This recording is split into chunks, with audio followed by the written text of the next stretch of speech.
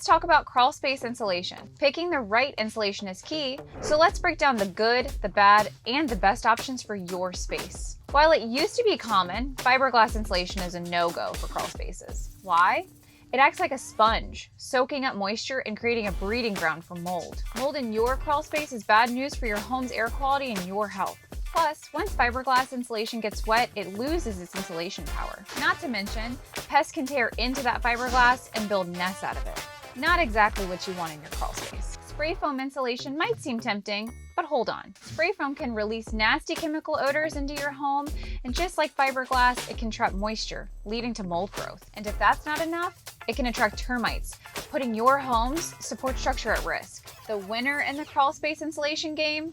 Extreme block insulation. This stuff is a game changer for a few reasons. It doesn't absorb water like fiberglass, so you can say goodbye to that damp, musty environment. And unlike some insulation types that degrade over time, Extreme Block maintains its shape and insulation value for the long haul. Solid insulation in your crawl space means your heating and cooling systems don't have to work as hard to regulate the temperature of your home. This translates to lower energy bills and more money in your pocket. Remember, a properly insulated crawl space is a healthy, dry, and an energy efficient one. If you're looking to upgrade your insulation, give Groundworks a call.